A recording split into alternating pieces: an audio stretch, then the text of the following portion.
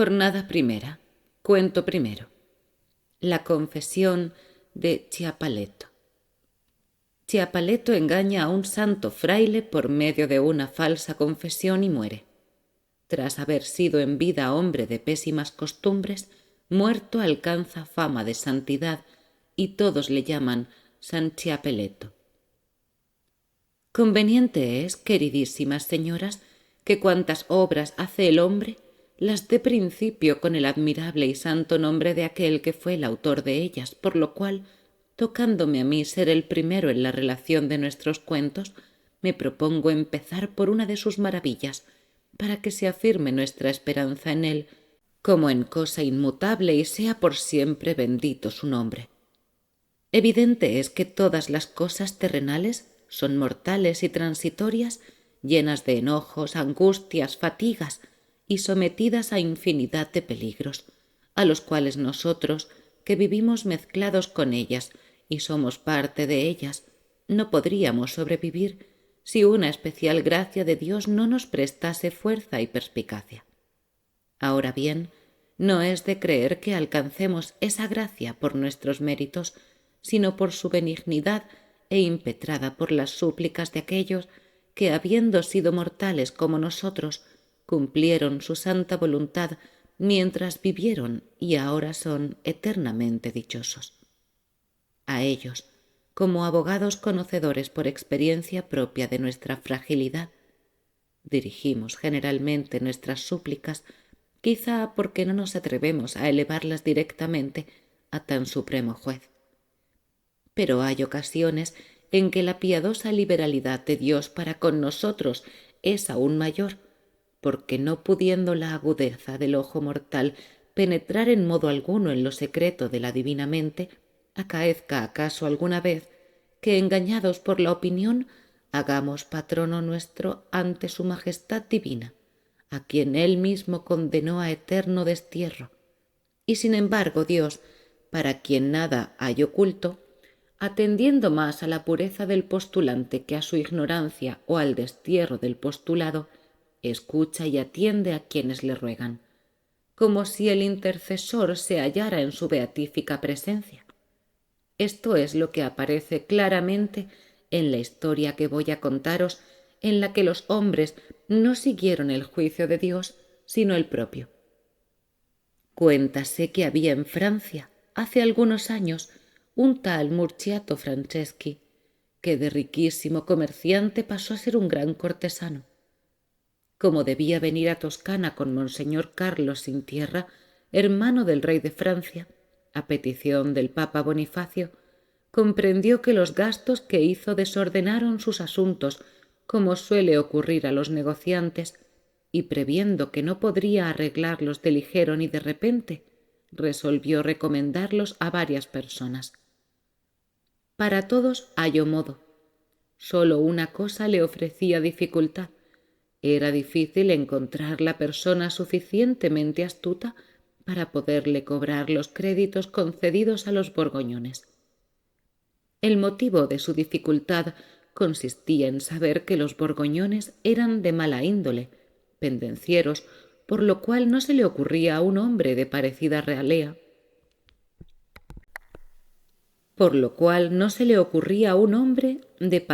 ralea y en quien pudiera depositar alguna confianza para oponerlo a la mala fe de aquellos. Tras reflexionar largamente, acudióle a la mente un tal Chiaperello da Prato, que solía visitar su casa de París, al cual, como era bajo de estatura y muy atildado, ignorando él, Franceschi, que quisiera llamarse Chiaperello, creyendo que según su lengua vulgar venía a significar capello, esto es guirnalda, por ser pequeño como hemos dicho, llamábanle Chiapeletto, y como era tal conocido en todas partes, siendo pocos los que le llamaban Chiaperello. Ese Chiapeletto llevaba un género de vida especial.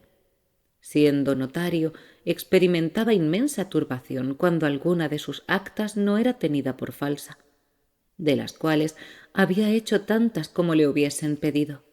Más gustosamente hacía las falsas gratis que otras válidas espléndidamente pagadas, y prestaba declaraciones espurias con placer, tanto si se las pedían como si no. Como en aquella época se prestaba suma fe en Francia a los juramentos y este sujeto no tenía escrúpulos, ganaba todas las cuestiones en las cuales era llamado a jurar que diría la verdad sobre su fe. Tenía especial gusto y acaso ponía estudio singular en promover enemistades y escándalos entre amigos, parientes y otras personas, quedando tanto más satisfecho cuanto mayores males veía seguirse a sus enredos. Invitado a ocuparse de un homicidio u otra acción criminal, prestábase siempre libremente a ejecutarlo, y no pocas veces se halló en el caso voluntario de herir y matar hombres con sus propias manos. Como era muy colérico, blasfemaba el nombre de Dios y de los santos, y la más pequeña contrariedad le ponía furioso hasta lo indecible. Nunca acudía a la iglesia. En cambio, frecuentaba con agrado las tabernas y lugares deshonestos. Tenía tanta afición a las mujeres como la tienen los perros al palo, pero se recreaba más que otro miserable cualquiera. Habría robado en secreto y en público con igual confianza y tranquilidad que un santo varón habría dado limosna. Le dominaba la gula, era jugador apasionado y tramposo, y solía usar dados preparados. ¿Por qué desciendo a tantos detalles cuando basta decir que era quizás el hombre peor nacido?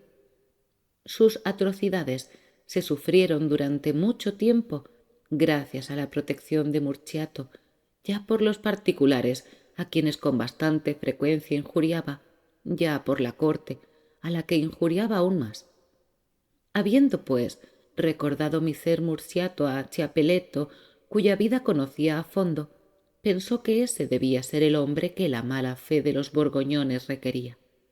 Le mandó llamar y le dijo: «Como ya sabes, quiero abandonar definitivamente este país, y dado que, entre otros, tengo cuentas que saldar con los borgoñones, gente de mala fe, no sé a quién pueda encargar el cobro de lo que me deben.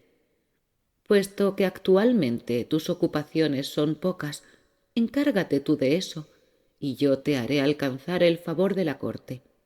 Además, te daré una buena parte de las cantidades que cobres». Chiappelletto, a quien sus malas acciones no habían enriquecido y que, por otra parte, veía alejarse al que había sido por mucho tiempo su sostén, decidióse sin demora y contestó que aceptaba con gusto su encargo. Puestos ambos de acuerdo, recibidos por Chiappelletto la procura y las cartas favorables del rey, apenas Murciato hubo partido para Italia, Chiappelletto se dirigió a Borgoña, donde casi nadie le conocía. Allí, contra su costumbre, empezó a querer cobrar a las buenas y mansamente a los deudores de Murciato, como si aguardase para última hora el irritarse. Actuando así, y hospedándose en casa de dos hermanos prestamistas florentinos que le honraban por atención a Murciato, acaeció que se puso enfermo poco después de su llegada. Los dos hermanos mandaron llamar médicos y criados que le sirviesen y pudiera recobrar la salud. Pero todo auxilio era inútil. El paciente, que ya era anciano y había llevado una vida desordenada, iba cada día de mal en peor, como un enfermo próximo a la muerte.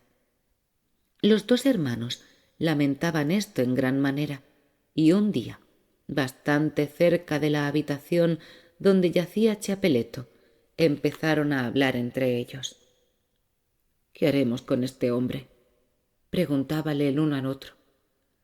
«Tenemos que obrar con él con cautela, porque echarle de nuestra casa en tal estado sería una crueldad y daría lugar a censuras. Se nos tendría por desconsiderados viendo que le hemos recibido antes y luego le hemos hecho servir y medicar con tanto esmero, y que ahora, sin haber hecho él nada que pudiera desagradarnos, le echamos de casa moribundo. Por otra parte, ha sido un hombre tan malo que no querrá confesar ni recibir los sacramentos, y si muere así, será enterrado en la fosa común como un perro. En el caso de que confesase, tantos y tan horribles son sus pecados que no habrá monje ni sacerdote que pueda absolverle, de modo que no estando absuelto, se le echará también a la fosa. Si esto sucede, la gente de la ciudad, prevenida ya contra nosotros por nuestro oficio, que se tiene por inicuo y del que todos hablan mal, por las ganas que tienen de saquear nuestra casa, murmurará y gritará: «Estos perros lombardos que no son recibidos por la Iglesia, no queremos que vivan entre nosotros». Acudirán a nuestra casa, y tal vez no sólo la saqueen, sino que quizá también se ensañasen con nosotros mismos. Desde luego, si este hombre muere, corremos peligro. Chapeleto, que según queda dicho, yacía cerca de allí, tenía fino el oído, como suele suceder a los enfermos, y oyó perfectamente toda aquella conversación. Hizo llamar a los dos hermanos y les dijo: «No quiero que tengáis vacilación alguna respecto a mí, ni temáis os sobrevenga por mi causa ningún perjuicio. He oído vuestra conversación y estoy seguro de que sucedería lo que teméis si yo muriese como habéis pensado, pero eso no acontecerá. Tanto he ofendido a Dios durante mi vida que bien puedo hacerle un nuevo ultraje a la hora de mi muerte. No vendrá de uno más o menos. Y para mi objeto, cuidad tan solo de traer a mi lado a un santo religioso, si es que dais con uno verdadero, y dejadme hacer. Tened la seguridad de que todo se arreglará en bien vuestro y en el mío, y que quedaréis contentos». Los dos hermanos, a pesar de no tener gran confianza en las promesas de semejante hombre, encamináronse, no obstante, a un convento de franciscanos y pidieron un santo e ilustrado religioso para que confesase a un lombardo que estaba enfermo en su casa. Se les dio un padre anciano de santa vida, muy versado en el conocimiento de las sagradas escrituras, a quien profesaban especial veneración todos los ciudadanos. Llegado a la habitación donde yacía el enfermo, y luego que se hubo sentado junto a éste, empezó por darle ánimo. Después le preguntó cuánto tiempo había transcurrido desde su última confesión. Chapeleto, que tal vez nunca se había confesado, le contestó: «Padre, yo acostumbro confesar a lo menos una vez cada semana, y son bastantes aquellas en que lo hago más a menudo. Pero desde que caí enfermo hace 8 días no he confesado debido al malestar que me ha producido mi enfermedad». Dijo entonces el fraile: «Haces bien, hijo mío, y así debes hacerlo en adelante si Dios te concede la gracia de conservarte la vida. Si tan a menudo has confesado, poco tendré que oír y preguntarte». Replicó Chapeleto: «No digáis eso, reverendo padre. Jamás confieso, por a menudo que lo haga, sin revisar todos los pecados que recuerdo haber cometido desde el día que nací hasta aquel momento. Por lo tanto, mi buen padre, es preciso que me preguntéis detalladamente sobre cada cosa, cual si nunca hubiese confesado, y no me tengáis consideraciones porque esté enfermo. Más prefiero mortificar estas mis carnes que, para complacerlas, hacer algo que pueda causar la perdición de esta alma mía que Dios redimió con su preciosa sangre». Estas palabras agradaron al santo varón y pareciéronle prueba de mente bien dispuesta. Después de haber elogiado aquella costumbre, empezó por preguntarle si nunca había ofendido a Dios con alguna mujer, a lo cual el enfermo contestó lanzando un profundo suspiro: «Padre, respecto a esto me avergüenza deciros la verdad». «Habla sin temor», repuso el santo religioso. «En el decir la verdad, lo mismo en confesión que fuera de ella, está la virtud». Dijo entonces Chapeleto: «Puesto que me dais esta seguridad, os lo diré. Estoy lo mismo que cuando salí del cuerpo de mi madre». «¡Ah, Dios te bendiga!», exclamó el confesor. «Cuán bien has hecho, y haciéndolo tanto has merecido cuanto a quererlo tenías mayor libertad que nosotros para obrar de esta suerte». Después de esto, le preguntó si había desagradado a Dios con el pecado de la gula, a lo cual, entre fuertes suspiros, Chapeleto contestó que sí, y muchas veces, pues a pesar de que él, además de los ayunos de Cuaresma, que cada año hacen las personas devotas, tenía la costumbre de ayunar a pan y agua 3 días de la semana, recordaba haber bebido con tal gusto el agua, especialmente después de haber hecho algún trabajo fatigoso o yendo en peregrinación, como los borrachos beben el vino. Añadió que muchas veces había deseado ardientemente oler las ensaladas de hierbas que recogen las mujeres cuando van al campo, y otras muchas le había parecido mejor comer que ayunar. A lo cual repuso el religioso: estos pecados, hijo mío, son naturales y veniales. Por consiguiente, no quiero que cargue más con ellos tu conciencia. A todo hombre le acaece, por santo que sea, parecerle buena la comida después de un largo ayuno y buena la bebida después de la fatiga. «Ah, padre mío», respondió el enfermo, «no me digáis esto para consolarme, pues no ignoro que las cosas que se hacen en loor de Dios tienen que ser perfectas y sin mancha alguna, y quien de este modo no procede, peca». El religioso, contento de oírle hablar así, repuso: «Me causa placer que así lo sepas y mucho me complace tu pura y delicada conciencia en este punto. Pero dime, ¿caíste en el pecado de avaricia deseando más de lo justo o guardando indebidamente lo que no debiste tener?» «No quisiera, padre», dijo Chapeleto, «que os causase prevención al verme en casa de estos usureros. Nada me liga a ellos. Antes bien, he venido para amonestarles y hacerles abandonar este abominable negocio, y creo que lo hubiera conseguido a no enviarme Dios esta enfermedad. Sabed, pues, que mi padre me dejó una buena herencia, y que una vez muerto él, consagré a Dios la mayor parte de sus bienes. Después, para atender a mi sustento y también poder ayudar a los pobres en Jesucristo, he hecho mis pequeños negocios, en los que he deseado ganar, y siempre he ido a medias en los beneficios con los pobres, invirtiendo mi parte en mis necesidades y entregándoles la otra. Y en esto Dios me ha bendecido de tal suerte que siempre han sido prósperos mis asuntos». «Has obrado bien», repuso el religioso. «Pero dime, ¿te has encolerizado alguna vez?» «Confieso que lo he hecho muy a menudo», respondió Chapeleto. «¿Quién podría contenerse viendo todo el día a los hombres cometer indignidades, no cumpliendo los mandamientos de la ley de Dios y no temer sus juicios?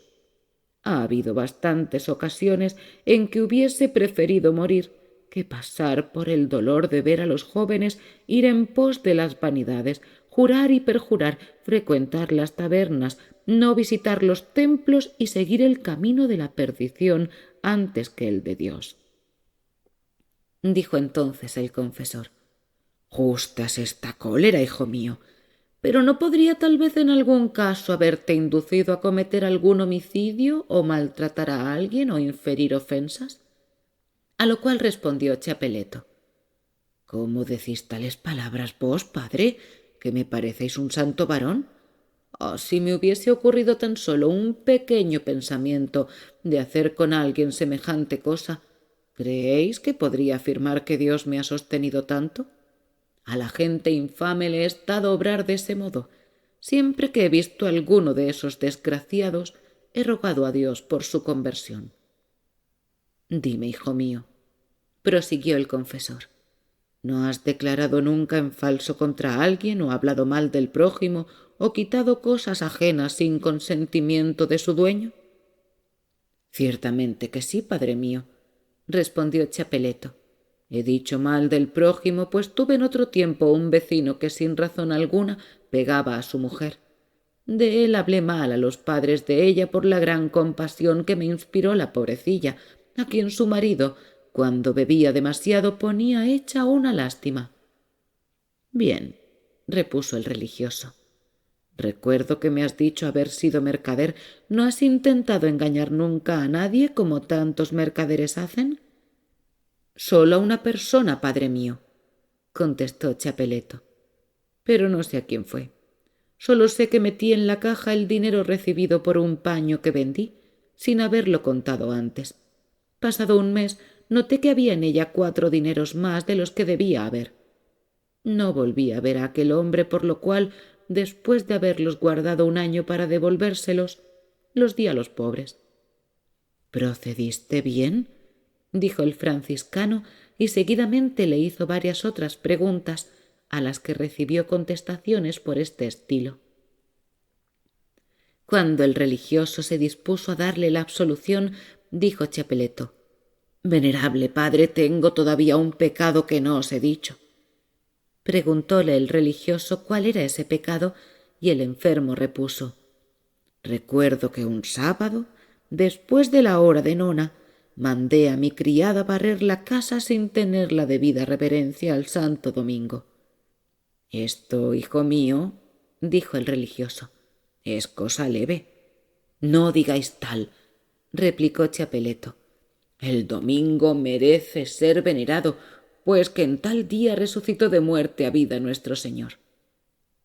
Preguntó el padre: ¿Has hecho algo más? —Sí, padre —respondió Chapeleto—. Una vez escupí distraídamente en la mansión del Señor.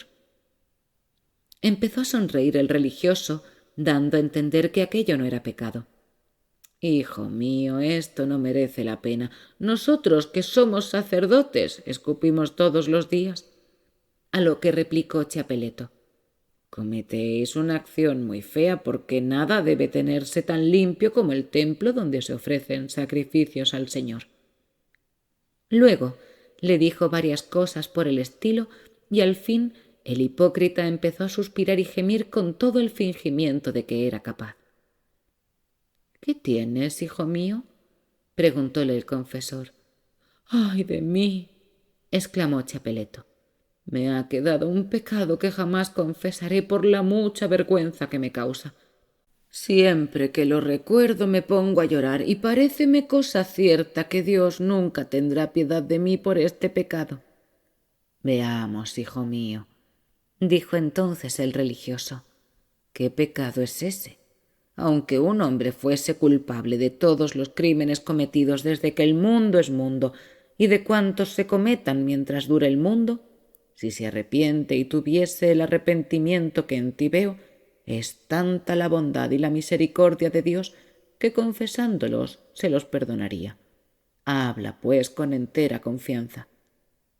Entonces dijo Chapeleto sin dejar de gemir: —¡Ay de mí, padre! Ese pecado es demasiado grande.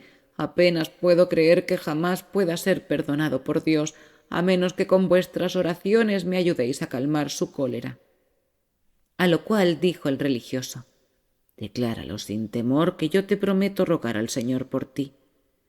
Pero Chapeleto lloraba y no lo decía. El franciscano seguía animándole a hablar, y después que sin cesar de llorar le hubo tenido mucho rato en suspenso, Chapeleto lanzó un gran suspiro y dijo: —Ya que vos, padre mío, prometéis rogar por mí, os lo diré. Sabed que siendo niño todavía le dirigí a mi madre una blasfemia. —Esto, hijo mío —dijo el monje—, ¿lo consideras un gran pecado? Algunos hombres blasfeman de Dios a cada paso y se perdona al que se arrepienta de haberlo blasfemado. ¿No crees que Él te perdone esto a ti? No llores, anímate y cree firmemente que aun cuando hubieras sido uno de los que le crucificaron, teniendo la contrición que en ti veo, serías perdonado. —¿Cómo? —exclamó Chapeleto—. Mi dulce madre, que me tuvo 9 meses, día y noche en su seno y más de 100 veces en sus brazos, hice muy mal al injuriarla. Este pecado es demasiado grande. Si vos no rogáis a Dios por mí con todo vuestro fervor, no me será perdonado. Viendo el confesor que nada le quedaba por decir al enfermo, le bendijo y le dio la absolución, considerándole hombre de gran santidad, puesto que creía plenamente ser cierto cuanto le había dicho. Y quien no lo creyera, viendo a un hombre expresarse así a la hora de la muerte. Luego, terminada la ceremonia, le dijo: —Hijo mío, con la ayuda de Dios no tardarás en recobrar la salud, pero si acaeciese que Él llamara así tu bendita y bien dispuesta alma, ¿tendrás inconveniente en que tu cuerpo sea inhumado en nuestro convento? A lo cual contestó Chapeleto: —Indudablemente no quisiera hallarme en otro sitio, después que me habéis prometido orar a Dios por mí, sin contar con que siempre he sentido especial predilección hacia vuestra orden. Por eso os ruego que cuando lleguéis a vuestro convento hagáis que venga a mí el verdadero cuerpo de nuestro Salvador, que por la mañana consagráis en el altar, pues aun cuando no sea digno de ello, deseo, con licencia vuestra, tomar y recibir después la santa y última unción, a fin de que si como pecador he vivido, muera a lo menos como cristiano. Le contestó el santo varón que mucho le placía y que haría que se le trajese enseguida, y así fue. Los dos hermanos, temiendo que su huésped les engañase, se habían apostado junto a un tabique que separaba de otra habitación la que Chapeleto ocupaba. Iban oyendo lo que aquél decía al religioso y sentían tales ganas de reír que casi no podían contenerse.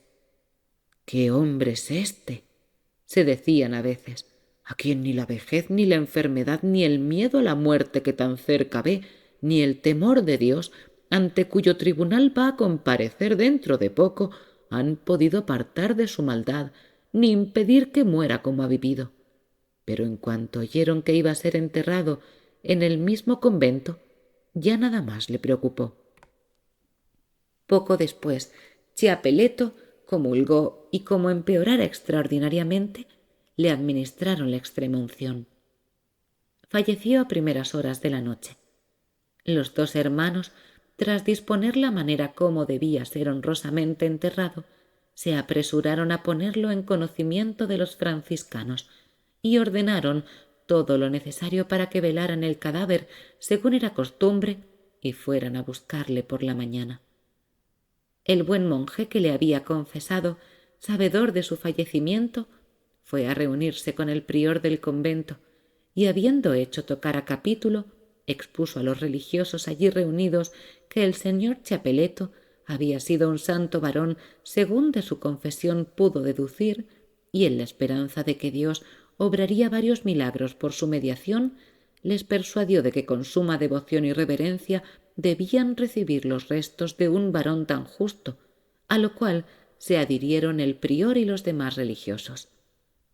Velaron con toda solemnidad y reverencia el cadáver, y por la mañana, revestidos de alba y capa pluvial y precedidos de la cruz, fueron en busca de aquel cuerpo al que con extraordinaria solemnidad y aparato condujeron a su convento, yendo en pos casi todo el pueblo. Colocado en la iglesia, el fraile que le había confesado subió al púlpito y dijo cosas maravillosas del difunto, de su vida, de sus ayunos, de su sencillez, de su inocencia y santidad. Refirió, entre otras cosas, lo que Chiapeleto le había confesado llorando como el mayor de sus pecados y el trabajo que tuvo en persuadirle de que Dios se lo había de perdonar. Y tomando pie en esto para reprender al pueblo que escuchaba, les dijo: «Y vosotros, hijos del demonio, por cada manojo de paja que se os cae de las manos, blasfemáis del Señor y de su divina Madre y de todos los santos, ¿creéis que os lo perdonará Dios?». De otras muchas cosas habló, sobre su lealtad y su pureza.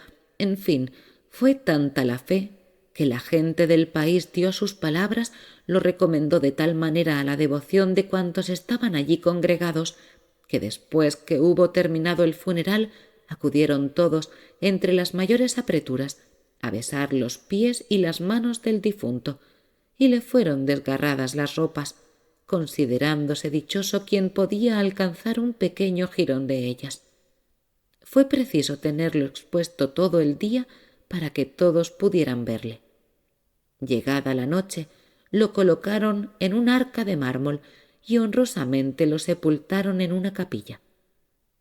Desde el día siguiente empezó a acudir gente a visitar su tumba, unos en honor suyo, otros para encomendarse a él y colocar en las paredes exvotos de cera.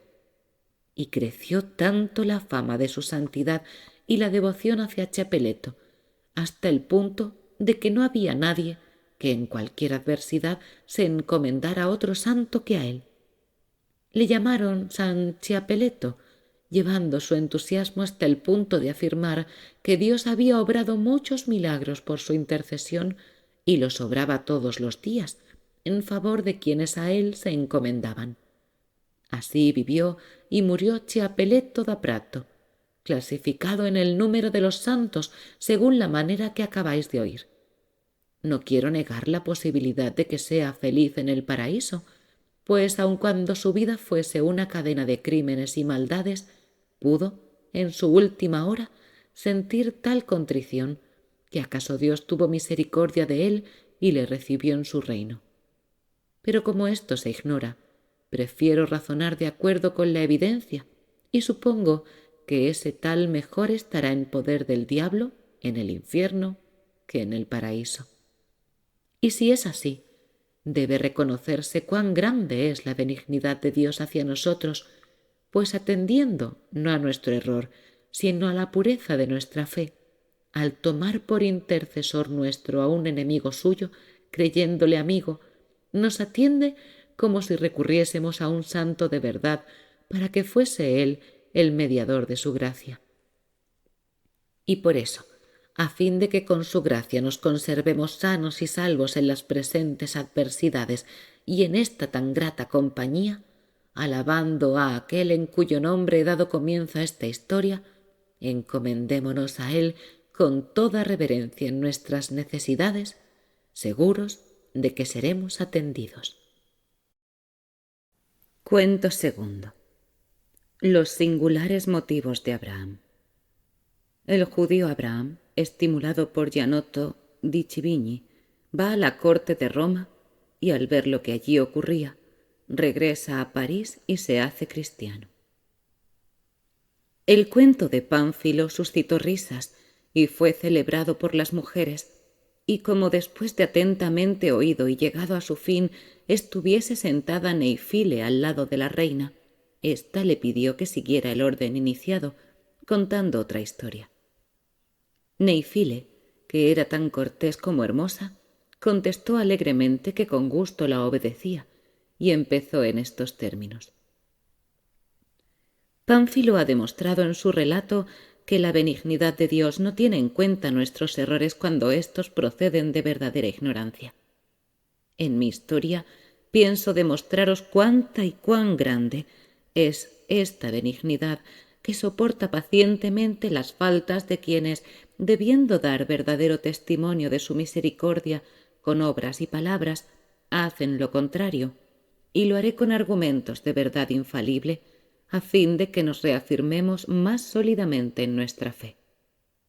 Según ha llegado a mis oídos, hubo tiempo atrás en París un famoso comerciante y hombre de bien llamado Gianotto de Civigni, de gran lealtad y rectitud, que traficaba en gran escala de sederías. Estaba unido por singular amistad con un acaudalado judío llamado Abraham, negociante como él y también honrado y leal. Conocedor Gianotto de la rectitud y lealtad de su amigo, empezó a condolerse de que el alma de un hombre de tanto valer, saber y bondad fuera a su perdición por falta de fe. Con este motivo creyó que su deber era rogarle por caridad que abriese los ojos ante los errores del judaísmo y se convirtiera a la religión cristiana, que según él mismo podía comprobar, diariamente ganaba en preponderancia, mientras que al contrario la suya disminuía. El judío replicaba que no conocía ley más santa ni mejor que la judaica, que había nacido en ella, y en ella quería vivir y morir, y que nada le podía cambiar su resolución a este propósito. Sin embargo, esta respuesta no fue obstáculo para que Gianotto, pasados unos días, insistiera sobre el mismo tema. Le expuso, con las razones posibles en un hombre de su profesión, la superioridad de la religión cristiana sobre la judaica, y aunque tenía que habérselas con un gran maestro respecto de sus creencias, ya sea porque le moviese la amistad que le unía a Gianotto o por otra causa, no tardó Abraham en escucharle con agrado. Aunque siempre obstinado en sus creencias, el hebreo se mostraba inquebrantable. Cuanto mayor era su pertinacia, Tanta mayor era la insistencia de Gianotto, hasta el punto de que un día el judío, vencido por la constancia de su amigo, le dijo: «Bien, Gianotto, si quieres que me haga cristiano, consiento en complacerte con una condición, y es que antes iré a Roma para ver al que tú llamas vicario general de Dios en la tierra y observar detenidamente sus costumbres y modo de vivir. Si sus obras me parecen tales que llegue a comprender que tu religión es mejor que la mía, según te has empeñado en demostrarme, te prometo no vacilar un instante en hacerme cristiano. En caso contrario, no deberá sorprenderte si sigo siendo judío como hasta ahora». Mucho afligieron a Gianotto estas palabras y pensó: «He aquí perdidos todos mis afanes cuando creía haber convertido a este hombre. Si va a Roma, no puede dejar de observar la licenciosa vida que llevan la mayor parte de los clérigos, y no es de esperar que se haga cristiano. Seguirá sin duda más judío que nunca». Pero volviéndose a Abraham le dijo: «Ay, amigo mío, ¿para qué quieres tomarte tanta molestia y hacer los gastos que te ocasionaría el viaje a Roma? Además, un hombre rico como tú encontrará peligros por todas partes, en mar y en tierra. ¿Crees no hallar aquí quien te bautice? En caso de que conserves aún algunas dudas respecto a la religión cristiana, ¿dónde hay prelados más ilustrados que en París? Los hay aquí mejores para contestar a tus preguntas y resolver cuantas dificultades puedas hallar. Por este motivo considero inútil ese viaje. Piensa, querido Abraham, que en Roma los prelados son parecidos a los que has podido ver aquí, y tal vez mejores, por cuanto se hallan más cerca del principal pastor. Te aconsejaría, pues, aplazaras esta molestia para otra ocasión, en tiempo de jubileo, por ejemplo, y entonces quizá yo te acompañaré». «Quiero admitir, Gianotto», respondió el judío, «que es como tú dices, pero resumiendo y hablando con entera franqueza, estoy empeñado en ir allá. De no ser así, no podré cambiar de religión a menos de hacer ese viaje». Viendo Gianotto que cuanto dijera sería inútil, no se obstinó en combatir por más tiempo el propósito de su amigo, pero no dejó de convencerse de que se le escaparía su prosélito si iba a Roma. El judío montó a caballo y lo más rápidamente que pudo se trasladó a la corte de Roma, donde le recibieron con distinción sus paisanos hebreos. Quedóse algún tiempo en la ciudad y, sin comunicar a nadie el motivo de su viaje, cautamente empezó a estudiar las costumbres del papa, cardenales, prelados y cortesanos. Entre lo que observó por sí mismo, pues no carecía de actividad ni de tacto, así como por informes que alguien le comunicó, pudo notar que casi todos en general estaban corrompidos y entregados a toda clase de placeres naturales y antinaturales, sin freno ni pudor ni remordimiento, que la depravación de sus costumbres había llegado hasta el punto de que los empleos, incluso los más importantes, se conseguían por influencia de las meretrices y de los pícaros. También observó que la mayoría eran glotones, que dominados por el interés y la avaricia se valían de los recursos más bajos y odiosos para conseguir dinero, del cual estaban tan ávidos que lo mismo traficaban con la sangre, aun con la cristiana, que con todas las cosas divinas, las indulgencias y beneficios, haciendo con ello mercadería más productiva que pudiera hacerse en París con los paños con que él traficaba. Así quedó asombrado al ver que daban nombres honrados a todas aquellas infamias para disimular sus crímenes.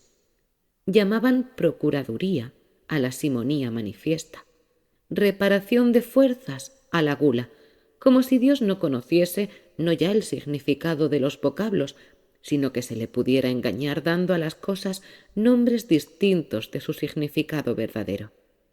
Todo esto disgustó en gran manera al judío, que era sobrio y modesto. Pareciéndole que ya había visto bastante, se apresuró a regresar a París. Cuando Gianotto supo su regreso, fue a ver a su amigo.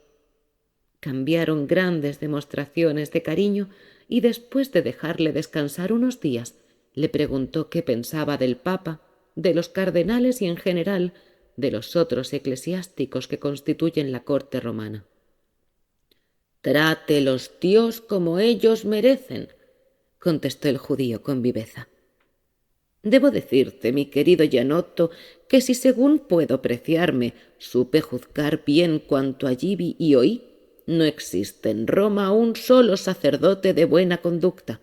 Al contrario, me ha parecido que la intemperancia, el lujo, la avaricia y otros vicios aún peores, si peores los hay, han convertido Roma más en antesala del infierno que en centro del cristianismo. Diríase que vuestro pastor y, en consecuencia, los demás que con él viven sólo tratan de destruirlo, cuando debieran ser su fundamento y sostén. Ahora bien, como veo que pese a todos sus esfuerzos no acontece lo que se proponen, y vuestra religión se difunde sin cesar y florece más cada día, deduzco que es la verdadera y la más divina de todas, y que evidentemente la protege el Espíritu Santo. Por eso, así como me mostraba duro y reacio a tus consejos de hacerme cristiano, ahora te digo que por nada del mundo dejaría de hacerlo. Vamos al instante a la iglesia y hazme bautizar según la costumbre de vuestra santa religión». Gianotto, que esperaba todo lo contrario, al oír estas palabras demostró la mayor alegría y, encaminándose con su amigo a Notre Dame de París, pidió a los clérigos de aquella iglesia que lo bautizaran. Fue su padrino y le pusieron por nombre Juan. Luego le relacionó con hombres doctos que le ilustraron en las enseñanzas de la educación cristiana, enseñanzas que no tardó en aprender y desde entonces fue citado como modelo de virtudes. Cuento tercero. Los 3 anillos y las 3 religiones. El judío Melquisedec evita, con una historia de 3 anillos, una trampa que Saladino le había preparado. Cuando Neifile hubo terminado su cuento entre los aplausos de todos, cumpliendo las órdenes de la reina, empezó Filomena a hablar así. La historia contada por Neifile me recuerda el singular suceso acaecido hace algún tiempo a un judío, y puesto que se ha dicho ya bastante acerca de la bondad de Dios y de la verdad de nuestra religión, no debemos ahora dejar de referirnos a los hechos de los hombres. Os contaré una historia que quizás os haga ser más cautos a las preguntas que se os hicieren. Ya sabéis, queridas compañeras, que así como ciertas bromas y juegos arrastran con frecuencia de un estado feliz a una miseria extrema, así la prudencia libra al sabio de enormes peligros y le conduce a seguro descanso. La verdad de lo primero nos la prueban numerosos ejemplos que no vienen ahora al caso relatar. En cuanto a lo segundo, que la prudencia y el buen juicio son motivo de consuelo y descanso, voy a demostrároslo brevemente, como os he prometido, por medio de una historieta. Saladino, cuyo valor fue tan grande que no sólo llegó de la nada a sultán de Babilonia, sino que además le hizo alcanzar muchas victorias sobre los reyes sarracenos y cristianos, agotó todos sus tesoros en diversas guerras y en pródigas magnificencias. Como necesitaba, para nuevas contiendas que habían sobrevenido, una crecida suma de dinero y no sabía de dónde obtenerla con la premura que la precisaba, recordó que un acaudalado judío llamado Melquisedec se dedicaba a la usura en Alejandría. Pensó el sultán que éste tendría el medio de servirle si quisiera. Ahora bien, el judío era tan interesado y avaro que por su propia voluntad jamás lo habría hecho. Saladino no quería usar de la fuerza abiertamente. No obstante, apremiado por la necesidad y previendo que el judío no daría de buen grado el dinero, se valió de un medio, razonable en apariencia, para incitarle a servirle. Habiéndole mandado llamar y recibido con familiaridad en su palacio, lo hizo sentar a su lado y le dijo: A muchas personas he oído decir que eres un hombre sabio y prudente, y estás muy versado en las cosas divinas, por lo que me gustaría que me explicaras cuál de las tres religiones, en tu opinión, consideras es la mejor y la verdadera: la hebrea, la sarracena o la cristiana. El judío, que efectivamente era prudente y sabio, comprendió enseguida que el sultán trataba de tenderle un lazo con algún secreto propósito, y pensó que no podía alabar a una más que a otra si no quería que Saladino lograra sus propósitos que él ignoraba. Aguzando el ingenio, con singular presencia de ánimo, respondió: «Bella es, señor, la pregunta que os dignáis hacerme, y de mucha importancia. Pero con el fin de poderos manifestar mi modo de sentir, me veo obligado a contaros un cuento que sin duda os placerá. Recuerdo haber oído decir muchas veces que en otro tiempo, y no sé en qué país, hubo un hombre rico y poderoso, el cual, entre diversas joyas, poseía un anillo hermosísimo de gran valor. Dado que quería hacerse venerar con tan singular alhaja, como designio de su opulencia, dispuso en su testamento que aquel de sus hijos varones que tuviese en su poder la sortija a la hora de su muerte fuera tenido y respetado como su heredero. El hijo que la recibió en herencia determinó para sus descendientes lo mismo que con él estatuyera su padre. De esta forma, la joya pasó de mano en mano a muchos sucesores, llegando finalmente a las de uno que tenía 3 hijos, igualmente amables, virtuosos y obedientes, por quienes sentía igual afecto.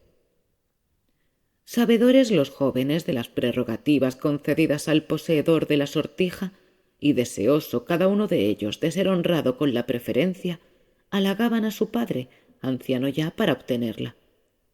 El buen hombre, que lo mismo quería a uno que a otro, y no acertaba a decidir sobre cuál de ellos sería el elegido, pensó dejar a los 3 contentos, puesto que a todos se la había prometido. Encargó en secreto a un hábil orífice que hiciera otros 2 anillos idénticos al original, los cuales resultaron tan perfectos que a él mismo le era imposible distinguir el auténtico. Cuando sintió que llegaba la hora de su muerte, entregó con gran reserva una sortija a cada uno de sus hijos, los cuales, tras el fallecimiento de su padre, al querer separadamente adueñarse de la herencia y la primogenitura, negándose mutuamente ese derecho, cada uno de los 3 mostró su anillo como prueba de la legitimidad de sus aspiraciones, pero al verlos tan iguales no fue posible discernir cuál era el verdadero heredero, cuestión que no ha sido dilucidada jamás. Este es el cuento, señor, y lo mismo pasa con las leyes que Dios ha dado a los 3 pueblos que son objeto de vuestra pregunta. Cada uno de ellos cree ser el verdadero heredero. Todos están persuadidos de poseer su legítima ley y observar sus puros mandamientos. Queda por decidir, como en el caso de los anillos, cuál de las 3 religiones fundamenta mejor sus pretensiones, cuestión que, según parece, no se decidirá en mucho tiempo. Por la respuesta del judío comprendió Saladino que el astuto Melquisedec supo librarse hábilmente del lazo que le había tendido y de la inutilidad de tenderle otro. Resolvió, pues, hablarle claramente. Le expuso la necesidad de dinero en que se hallaba, le pidió que se lo prestara y le manifestó lo que había pensado hacer en el caso de que su contestación no hubiese sido tan discreta. Facilitóle generosamente el judío la suma que necesitaba, y el sultán después no sólo se la reintegró por completo, sino que le hizo valiosos regalos, teniéndole siempre por amigo y consejero. Cuento cuarto. Un castigo esquivado. Un monje, caído en pecado digno de gravísimo castigo, se libra de la pena reprochando a su abad aquella misma culpa. Guardaba silencio Filomena, terminado su cuento, cuando Dioneo, que junto a ella estaba sentado, sabedor que por el orden establecido le correspondía hablar sin esperar el mandato de la reina, empezó a expresarse en los siguientes términos. Si no he comprendido mal vuestra intención, estamos aquí para divertirnos contando cada uno una historia y por eso, y sin contravenir esta norma, opino que a cada cual le debe ser lícito, y así lo manifestó Poco a nuestra reina, contar aquella historia que crea deleitar mejor, por lo cual, después de haber oído cómo Abraham salvó su alma gracias a los buenos consejos de Gianotto di Civigni y cómo Melquisedec se libró de las mañas de Saladino gracias a su talento, pretendo referir con brevedad, esperando que no lo llevaréis a mal, la astucia con que un monje libró su puerta de gravísimo castigo. En Luniñana, lugar no muy distante de éste, hubo un monasterio cuyos monjes fueron modelo de devoción y santidad. En la época en que comenzaron a degenerar, había allí un monje joven a quien no podían macerar ni vigilias ni ayunos. Ocurrió que, habiendo éste salido solo, poco después del mediodía, es decir, cuando los demás monjes reposaban o paseaban alrededor de la iglesia, situada en lugar solitario, la casualidad hizo que se encontrase con la hija de un campesino de la comarca, ocupada en recoger algunas hierbas. El encuentro de aquella muchacha produjo en el religioso viva impresión. Acercándose a ella, le empezó a hablar, y a tal punto les condujo su plática que pronto quedaron acordes.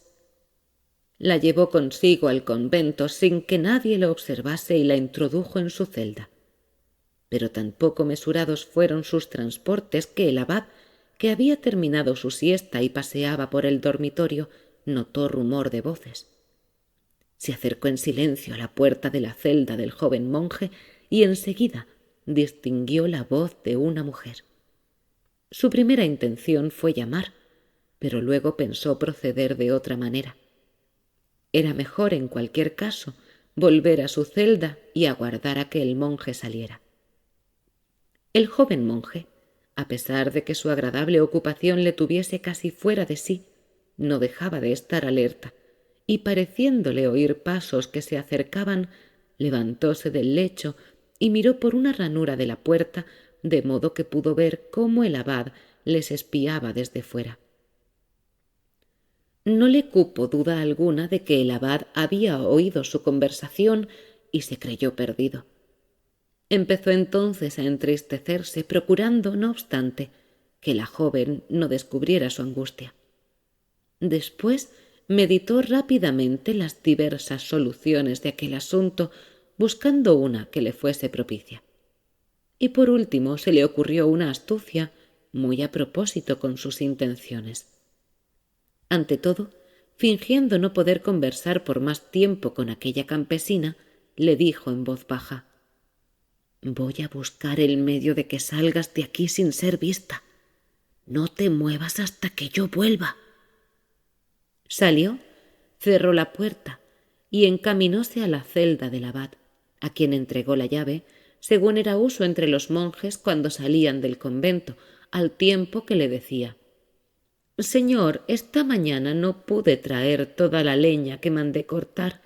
Si me dais vuestra venia, iré al bosque a buscar la que queda».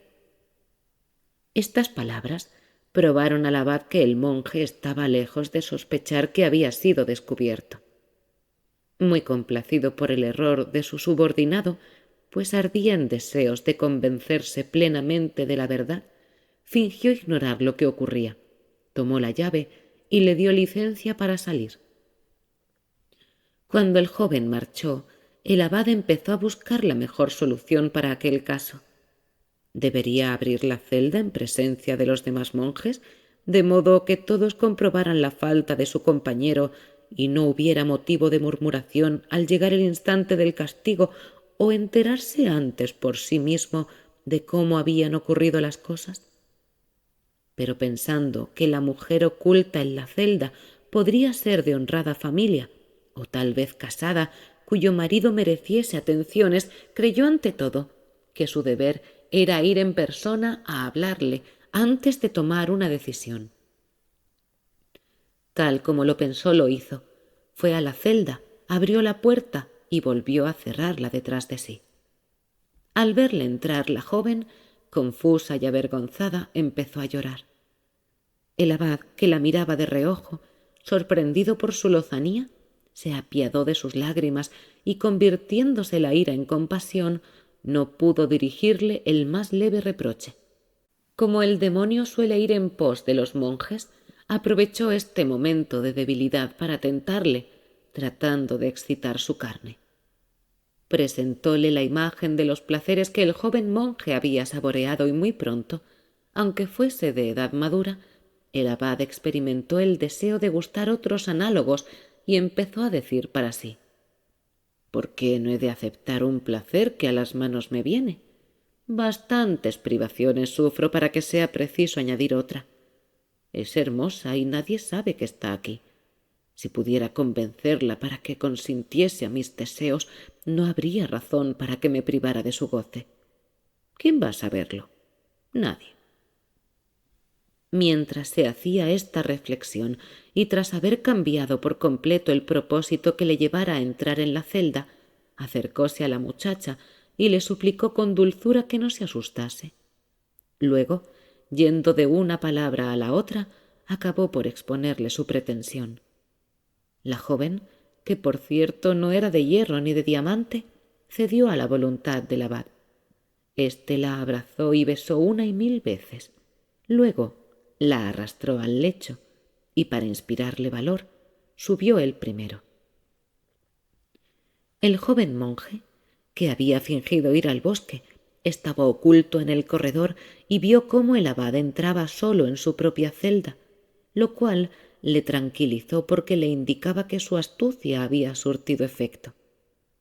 Para convencerse de ello, se acercó con cautela a la puerta y por una ranura vio y oyó cuanto la joven y el abad hicieron y dijeron.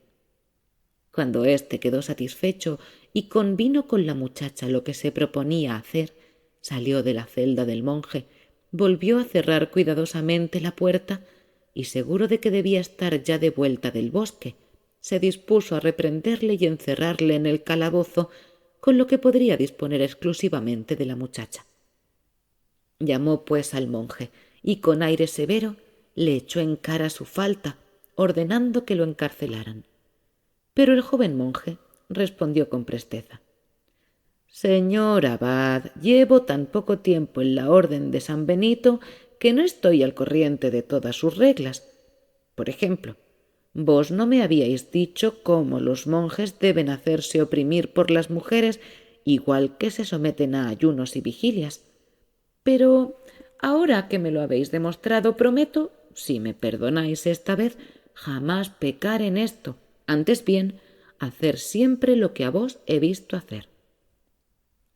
El abad, que no era tonto, comprendió al instante que no sólo el joven había sido más listo que él, sino que sabía lo que él había hecho, por lo cual, remordiéndole su propia culpa, no se atrevió a imponer la pena que él mismo había merecido. Y tras haberle perdonado e impuesto silencio acerca de lo que sabía, sacaron cautelosamente a la joven, siendo de creer que en adelante la hicieron volver más de una vez. Cuento quinto. Una comida de gallinas. La marquesa de Monferrato reprocha con un convite de gallinas y algunas palabras discretas el loco amor del rey de Francia. El cuento de Dioneo ruborizó al principio a las damas que lo escuchaban, pero al fin, mirándose unas a otras y pudiendo apenas contenerse la risa, lo escucharon sonriendo. Una vez terminado, después que le hubieron reprendido con dulzura, como indicándole que tales historietas no eran para referidas a damas, la reina, volviéndose a Fiametta, que estaba sentada junto a ella, ordenó que siguiera el orden establecido. Fiametta tomó la palabra con gracioso aire y rostro afable, diciendo: «Tanto para demostrar por medio de historietas cuánta fuerza tienen las oportunas y discretas respuestas, cuanto porque así como los hombres tienen gran cautela en procurar amar a mujeres de linaje más elevado que el suyo, así también en las mujeres es gran perspicacia saber evitar enamorarse de hombre de posición más elevada que ella, me propongo, queridas amigas, demostraros en la historieta que me toca referir la manera como una gentil dama supo, con obras y palabras, guardarse sin esquivar a quien la pretendía. Era el marqués de Monferrato, hombre de gran valía, portaestandarte de la Iglesia en una expedición allende los mares, hecha por los cristianos. Y hablando de su valor en la corte de Felipe el Tuerto, que se disponía a formar parte de la misma expedición, cierto cortesano afirmó que no existía una pareja semejante a la del marqués y su esposa, y que así como el marqués tenía fama entre los caballeros de ser un conjunto de toda clase de virtudes, la marquesa era la más bella entre todas las mujeres. Tal impresión causaron en el rey de Francia estas palabras, que sin haber visto nunca a semejante dama, empezó súbitamente a sentir un intenso amor por ella, y dispuso que para reunirse a la expedición se haría a la mar en Génova, a fin de que yendo por tierra pudiera llevar a efecto su deseo. Puso en ejecución inmediata lo que se proponía, a cuyo objeto, habiendo enviado delante sus gentes, se puso en camino acompañado de unos pocos gentiles hombres y, acercándose a las tierras del marqués, envió a decir a la dama que le aguardara a comer al día siguiente. La marquesa, mujer prudente y discreta, contestó afablemente que le era sumamente agradable aquel honor y que sería bien recibido. Luego empezó a cavilar sobre lo que significaba el que viniera a visitarla el rey de Francia, estando ausente su marido, sin que en esto la engañase la noticia de que allí le traía la fama de su belleza. No obstante, como virtuosa señora de su casa, dispuesta a honrarle, mandó llamar a su presencia a los leales servidores que con ella habían quedado, y después de consultarles sobre cuánto convenía hacer, dio las órdenes oportunas. Lo único que tomó a su exclusivo cuidado fue el convite y las viandas. Haciendo reunir a toda prisa cuantas gallinas había en los contornos, dispuso que sus cocineros aparejasen sólo con aquellas aves varios guisados para el convite real. Llegó el rey el día señalado, siendo recibido por la dama con gran honor y cortesía. Al verla, el rey la halló más hermosa, prudente y bien educada de cuanto le habían referido, y se maravilló tanto y tanto se impresionó, que tanto más acrecentóse su deseo cuanto fueron mayores los encantos que en ella encontró.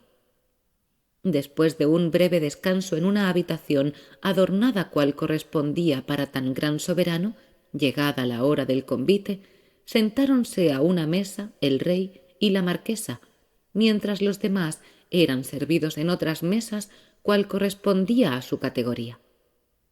Habiendo servido al rey muchos manjares y vinos exquisitos, complacíase contemplando de vez en cuando a la marquesa, a la cual encontraba extraordinariamente bella. A todo esto sucediéronse los platos y empezó el rey a admirarse, pues si bien eran diferentes los guisados, todos estaban compuestos únicamente de gallinas. Sabía el rey que en aquel lugar había gran abundancia y variedad de caza, y por otra parte, habiéndose anunciado de antemano a la dama su llegada, tiempo sobrado habría tenido ella para reunir alguna pieza. Y no por otra razón, sino porque le sorprendía mucho que sólo le sirvieran gallinas, volviéndose a la marquesa, dijo con afable tono: «Señora, ¿en este país no nacen más que gallinas, sin gallo alguno?». La marquesa, que comprendió perfectamente la pregunta, juzgando que el señor le había proporcionado a medida de su deseo la ocasión de manifestar su pensamiento, con noble desenvoltura contestó al rey: «No, monseñor, pero las mujeres son aquí lo mismo que en otro país, aun cuando exista entre ellas y las otras alguna diferencia en los ropajes que usen y los honores que se les dispensen». Al oír estas palabras, comprendió el rey la razón del banquete de gallinas y la discreción que ocultaba la respuesta de la marquesa. Persuadido de que con mujer semejante eran inútiles palabras y exigencias, juzgó prudente apagar el fuego de la pasión que en mala hora había alimentado en su pecho. Siguió comiendo sin esperanza alguna, y terminada la comida, queriendo disimular el verdadero objeto de su visita con la rapidez de la partida, agradeció cortésmente a la marquesa los honores que había recibido y se despidió de ella, continuando su camino hacia Génova. Cuento sexto. 100 por 1. Cierto hombre de talento confunde con una acertada frase la hipocresía de un religioso. Después que hubo sido elogiado por todos el discreto reproche de la marquesa y el gracioso castigo que diera al rey de Francia, Emilia, que estaba sentada al lado de Fiametta, empezó a decir con tono resuelto: «También yo voy a contaros la lección que un hombre de talento dio a un religioso avaro, con una frase no menos humorística que digna de alabanza. Hubo en nuestra ciudad, no ha mucho tiempo, un franciscano que tenía el cargo de inquisidor general de la fe. Si bien se esforzaba por todos los medios para aparecer santo y tierno amante de la religión cristiana, era no menos excelente investigador de quienes tenían la bolsa llena que de aquellos que hacían burla de la fe. Hizo la casualidad que diese con un hombre más rico de dinero que de ciencia, el cual, no por falta de fe, sino animado por el jugo de la vid o por natural alegría, hubo de decir cierto día en una tertulia que tenía un vino tan bueno que el mismo Cristo no desdeñaría beberlo. Lo cual, como le hubiese sido contado al inquisidor, y sabiendo que era muy poderoso y que tenía buena bolsa, dióse prisa a procesarle cum gladis es fustibus, no porque creyese que eso debiera aumentar la fe del procesado, sino confiando, como así fue, hacer buena cosecha de florines. Hizo pues comparecer al pecador y le preguntó con severo talante qué era lo que se venía diciendo contra él. El buen hombre contestó afirmativamente y explicó el modo como lo dijera. El inquisidor, que sólo quería su dinero, le replicó enseguida: «De modo que has hecho a Cristo bebedor y aficionado a los vinos exquisitos, como un Enciglione o cualquiera de vosotros, bebedores empedernidos y borrachos, y ahora en términos humildes pretendes demostrar que se trata de una cosa baladí. Sin embargo, no es como te figuras, y deberíamos condenarte al fuego a que te has hecho acreedor». Con estas y otras frases le hablaba en tono amenazador, como si se tratase de Epicuro negando la eternidad de las almas. Asustóle tanto que el buen hombre pensó recurrir a la pomada de untus y untar con ella las manos del inquisidor, pues no conocía mejor remedio contra el veneno de la avaricia de los clérigos y en particular de los frailes menores, sin duda porque no se atreven a tocar el dinero. Aunque de esos untos no habla Galeno en sus tratados de medicina, tanto y tan bien operaron que la hoguera con que se le amenazó convirtióse en una cruz. Revistióse con ella y cual si debiera hacer el viaje a Tierra Santa, púsosele la cruz amarilla sobre fondo negro para que fuese más visible. Después de algunas penitencias poco rigurosas, le dejó marchar el inquisidor, aunque imponiéndole la condición de que cada mañana oyese una misa en Santa Croce y se presentase a la hora de comer, pudiendo hacer durante el resto del día lo que le acomodase. Como el buen hombre se apresurara a cumplir esta penitencia, acaeció que cierta mañana hubo de oír en la misa un evangelio en el cual se cantaban estas palabras: «Recibiréis 100 por 1 y poseeréis la vida eterna», palabras que retuvo firmemente en la memoria. Al presentarse ante el inquisidor a la hora de comer, según se le tenía mandado, le encontró comiendo. Preguntóle el inquisidor si aquella mañana había oído misa, apresurándose el interrogado a contestar afirmativamente.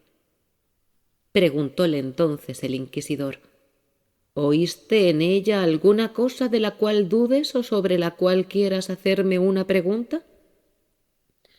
«Ciertamente», contestó el buen hombre, De nada dudo de cuanto oí y todas las cosas las tengo por muy verdaderas. Alguna oí perfectamente que me ha hecho y me hace tener suma compasión de vos y vuestros cofrades al pensar en la lastimosa suerte que os espera por ello en la otra vida.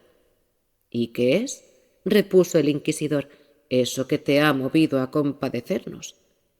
El penitente contestó: han sido, padre, las palabras del Evangelio que dicen: recibiréis 100 por 1. —Es verdad —repuso el inquisidor—, pero ¿por qué te han conmovido estas palabras y te inspiramos lástima? —Padre —contestó el buen hombre—, os lo diré. Desde que vengo aquí he visto dar a los pobres ya uno, ya 2 grandes calderos de sopa, que en verdad es lo que os sobra. Ahora bien, si por cada una de ellas os devuelven 100, tendréis tantas sopas que quedaréis ahogados en ellas. Como se echaran a reír los que estaban sentados a la mesa del inquisidor, turbóse éste, sintiéndose herido por la solapada hipocresía de aquéllos y a no haber sido por las críticas de que se le hiciera objeto por lo que había hecho, hubiera entablado un nuevo proceso a su penitente por la censura que en broma les había dirigido a él y a los que con él se hallaban. En su despecho, le ordenó que hiciera en adelante lo que le acomodase y nunca más volviera a presentarse a su vista. Cuento séptimo. Una reprimenda ingeniosa. Con una historia sobre Primarso y el abate de Cluny, censura discretamente Bergamino la avaricia sobrevenida a Micher Can de la Scala. El gracejo de Emilia y su historia excitaron la hilaridad de los oyentes, y cuando las risas se hubieron calmado, Filóstrato, a quien le tocaba hablar, comenzó en estos términos: buen arte es, amables damas, zaherir un defecto permanente, pero es casi maravilloso acertar en algo que de improviso se nos pone delante. La sordidez de los clérigos da sobrada materia de que hablar como blanco permanente de malicia. Es como un objeto al que podemos atacar y del que usamos para reprender en otros algún vicio que se desea corregir. Por eso, si excelente fue la reprensión que aquel buen hombre hizo al inquisidor acerca de la caridad de los frailes, no es menos laudable, a mi juicio, el caso que pienso contaros. Se trata de cierto individuo que con una hermosa fábula reprendió la inesperada y extraña avaricia de Micher Can de la Scala, atribuyendo a otros lo que de sí mismo y del avaricioso quería decir. La historia es como sigue. Según es fama generalizada por todo el mundo, Micher Can de la Scala, a quien en bastantes circunstancias favoreció la fortuna, fue uno de los hombres más notables de que se haya tenido noticia en Italia desde los tiempos del emperador Federico II. Cierto día dispuso este caballero celebrar una suntuosa fiesta en Verona, a la que acudieron gentes de todas partes y sobre todo cortesanos de diversos linajes, pero de improviso y sin que se supiera el motivo, Micher Can de la Scala suspendió la fiesta y procuró satisfacer con regalos a los ya presentes antes de despedirlos. En su generosidad se olvidó de un tal Bergamino, hombre de fácil palabra e ingenio, tal que era preciso haberlo oído para formarse una idea exacta de su mérito. Preténdese que ese olvido no fue involuntario, porque Micher Can de la Scala estaba convencido de que era peor dar algo a aquel hombre que arrojarlo al fuego, y así creyó conveniente no darle la más pequeña indemnización, ni siquiera decirle que se marchara. Viendo Bergamino que nadie se ocupaba de él ni le requerían para lo que era su oficio, y que el dinero que esperaba obtener de aquel viaje se le iba de las manos, consumido en la hostería con sus caballos y criados, comenzó a impacientarse y ponerse de mal humor. Sin embargo, seguía esperando, pareciéndole que obraría mal si partía de Verona sin despedirse de Micher Can de la Scala. Aguardó algún tiempo más, a pesar de haber ya gastado todo su dinero, pues el posadero no era hombre que se conformara con sus agudezas. Bergamino había traído consigo 3 preciosos y ricos trajes que le dieron unos señores para presentarse dignamente en la suspendida fiesta, y cuando el hostelero le pidió que le pagase el albergue, le dio uno de ellos en pago de lo que le debía. Como pasaba el tiempo y deseaba seguir en la hostería, tuvo que entregarle el segundo. Empezó, pues, a comer a cuenta del tercero, dispuesto a seguir esperando hasta consumir el valor del último, cuando cierto día, al encontrarse casualmente con Micher Can de la Escala, éste, al verle tan melancólico, le preguntó: «Bergamino, ¿qué te pasa? ¿A qué se debe tu melancolía?» Entonces Bergamino, sin detenerse a pensar lo que desde largo tiempo tenía ya pensado, aprovechó la ocasión para contarle esta historia. «Vos, monseñor, debéis saber que Primarso fue un hombre de gran talento en gramática latina y además notable y rápido versificador. Ambas cualidades le hicieron tan famoso que aun cuando de vista no en todas partes le conocían, casi nadie había que no supiese quién era. Acaeció, pues, que hallándose cierta vez en París en crítica situación, cosa que le sucedía con frecuencia, debido a que es poco recompensado el mérito por quienes mucho pueden, oyó hablar del abate de Cluny, que, según se dice, era el prelado más rico en prebendas con que cuenta la Iglesia de Dios después del Papa. Fueron muchas las maravillas y magnificencias que le contaron, que tenía brillante corte, que a cualquiera que se presentase donde él se hallaba no le faltaba comida ni bebida, bastando que preguntase por él cuando estaba a la mesa. Lo cual, oído por Primarso, que se complacía en ver a los hombres magnánimos y generosos, resolvió conocer la magnificencia de aquel abad y preguntó a cuánta distancia de París vivía. Le dijeron que a unas 6 millas, en una de sus quintas. Primarso calculó que saliendo por la mañana temprano podría estar allí a la hora de comer. Se hizo enseñar el camino, pero temeroso de no encontrar a nadie que siguiese la misma dirección y por consiguiente se extraviase y llegara a algún sitio donde no hubiese qué comer, tuvo la precaución de llevar consigo 3 panes, pensando que por lo que tocaba al agua, que le gustaba bien poco, encontraría en cualquier parte y colocándoselos en el zurrón echó a andar, estando tan acertado que antes de la hora de comer se hallaba donde vivía el abate. Entrando en la casa, anduvo mirando por todos lados y al ver la gran multitud de mesas y los grandes preparativos de la cocina y otras cosas dispuestas para la comida, pensó: «Realmente ese hombre es espléndido, como dicen». Hallándose en esto entretenido, y como era la hora de comer, el mayordomo del abate dispuso que se ofreciera agua para las manos a todos los presentes, y una vez dada, señaló a todos su sitio en la mesa. Quiso la casualidad que a Primarso le hicieran sentar precisamente enfrente de la puerta de la habitación por donde debía salir el abate para entrar en el comedor. Había allí la costumbre de que jamás se ponía encima de la mesa ni pan, ni vino, ni cosa alguna de comer o beber hasta que el abate se sentaba. Teniendo, pues, las mesas puestas, el mayordomo hizo decir al abate que la comida estaba dispuesta para cuando él quisiera. El abate mandó abrir la habitación para pasar a la sala.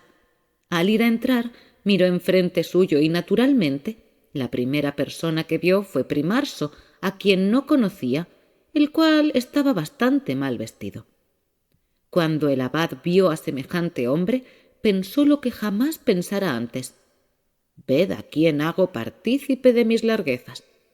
Luego, haciéndose atrás, mandó cerrar la puerta y preguntó a quienes le rodeaban si alguien conocía al vagabundo que estaba sentado frente a su habitación. Nadie le conocía. Primarso, que tenía hambre y no estaba dispuesto a ayunar, luego que hubo esperado un rato y vio que el abate no aparecía, sacó del zurrón uno de los panes que había llevado consigo y empezó a comer.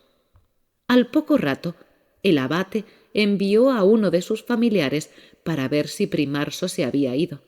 El familiar le contestó: No, monseñor, está comiendo su pan, lo cual prueba que lo ha traído. Pues que coma de lo suyo si lo tiene, porque de lo nuestro no comerá, dijo entonces el abate con un movimiento de despecho. A pesar de todo, no era su intento mandarle decir que se retirara, creyendo que sería una descortesía demasiado notoria. Aguardaba a que el desconocido tomase ese partido de sí mismo. Primarso, que estaba muy lejos de imaginar lo que ocurría, después de dar fin al primer pan, sacó el segundo y lo comió con igual apetito. Dióse aviso de ello al abate, quien acababa de mandar otro familiar para que averiguara si se había levantado de la mesa el desconocido.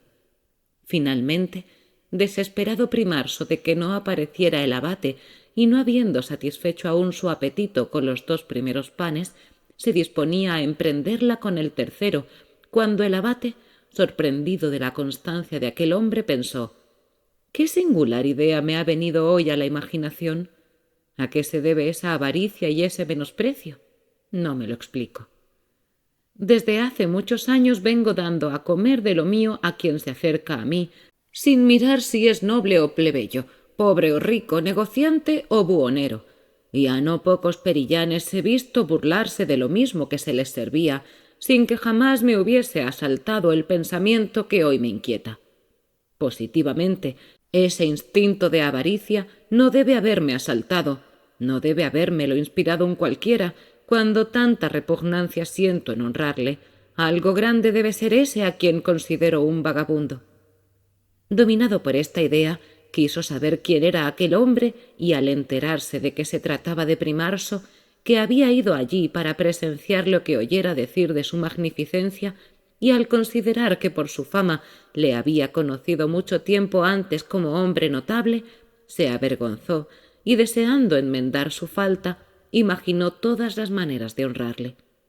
Luego que hubo ordenado le sirviesen según correspondía a persona tan importante, vistióle noblemente y le entregó dinero y un caballo, dejando a su albedrío el quedarse o marchar. Y contento Primarso, después que le hubo mostrado su gratitud, volvió a caballo a París, de donde partiera a pie. Michel Can de la Scala, que era hombre inteligente, comprendió perfectamente lo que Bergamino quería dar a entender y le dijo: «Admirablemente me has mostrado tus males, tu talento, mi avaricia y lo que de mí deseas. Confieso que nunca me he mostrado avaro sino contigo, pero prometo corregirme con los medios que con tanta discreción me has indicado». Dicho esto, mandó pagar al dueño de la hostería las deudas de Bergamino, le restituyó sus 3 vestidos, le dio una bolsa con dinero, un magnífico caballo de su caballeriza, y le dejó en libertad de marcharse o de permanecer en Verona, según mejor le acomodase. Cuento octavo. El avaro corregido. Guillermo Barsier vitupera con ingeniosas palabras la avaricia de Michel Herminio de Grimaldi. Junto a Filóstrato estaba sentada Laureta, la cual, después que todos elogiaron la estratagema de Bergamino, comprendió que le correspondía decir algo, y sin esperar a que la reina se lo ordenase, empezó a hablar así: «El cuento que acabamos de oír, queridas compañeras, me sugiere el contaros cómo un hombre hábil, también cortesano, combatió, no sin fruto, la avaricia de un riquísimo mercader. Y aun cuando mi relato sea parecido al anterior, no por eso espero que os agrade menos, al considerar que al fin resulta de él un bien. Hubo en Génova, hace bastante tiempo, un caballero llamado Michel Herminio de Grimaldi, quien, a juzgar por lo que de él se decía, era mucho más rico en posesiones y dinero que cualquier otro ciudadano de la Italia de entonces. Pero su opulencia corría parejas con su avaricia. No sólo no abría su bolsa en provecho de nadie, sino que aun consigo mismo era escasísimo, contrario en esto a las costumbres de los genoveses, que suelen gustar del fausto y de la buena vida. Por este motivo y con razón, sus conciudadanos habían dejado de apellidarle Grimaldi y le llamaban Herminio Avaricia. Mientras que a fuerza de ahorrar dinero aumentaba diariamente sus riquezas, llegó a Génova cierto cortesano llamado Guillermo Barsier, gentilhombre muy recto y honrado, tan fácil como elegante en el decir, generoso y afable, que en nada se parecía a los que hoy abundan y que son nuestra vergüenza por la vituperable vida que llevan. Estos son hombres que pretenden pasar por corteses y gentiles, cuando en realidad merecen más bien que se les llame asnos, de los que han adquirido las costumbres y estupidez más que las maneras de la corte. En otros tiempos, un gentil hombre se ocupaba sin cesar en poner paz en las familias divididas, en concertar matrimonios, parentescos y amistades, recrear el ánimo de los abatidos con bellas e ingeniosas palabras. Solazaba a los demás con su conversación, socorría a los desgraciados y prestaba auxilio a sus semejantes. Cultivaba su talento para hacerse útil en la corte donde vivía y reprendía paternalmente con ásperas frases los vicios y las maldades. Y lo que es también importante, de todo eso no esperaba recompensa alguna. Los cortesanos de nuestros días ocupan su tiempo en sembrar escándalos y cizaña, dejan caer palabras maliciosas, murmuran del prójimo, se echan en cara mutuamente excesos, torpezas y maldades, y a tanto se ha llegado que se recompensa y estima mayormente a aquel que hace o dice las cosas más abominables, lo cual es una vergüenza para nuestro siglo y demostración evidente de que la virtud ya no habita entre los hombres, habiendo abandonado a los infelices vivientes sumidos en el lodazal de los vicios. Pero volviendo a lo que había empezado a relatar, de lo que me ha desviado una justa indignación, digo que Guillermo Barsier fue bien recibido y visto por todos los hidalgos de Génova. Permaneció algunos días en la ciudad y, habiendo oído contar muchas cosas acerca de la avaricia de Micher Herminio, sintió la curiosidad de verle. También Micher Herminio había oído hablar de Guillermo Barsier y, como en el fondo, a pesar de su avaricia, conservaba cierto asomo de galantería, le recibió con frases cariñosas y rostro afable. Sostuvo con él animada conversación, llevándole después en compañía de algunos amigos a una casa nueva y muy hermosa que acababa de edificar. Después que se la hubo mostrado Micher Herminio, preguntó al visitante: «Caballero, vos que habéis oído y visto tantas cosas, ¿podríais sugerirme alguna no vista todavía para hacerla pintar en la sala de esta casa?» A lo cual Guillermo Barsier, ante la inconveniencia de la pregunta, contestó: «No es fácil, caballero, que pueda enseñaros yo cosa que nunca haya sido vista, como no sea pintar estornudos o algo por el estilo.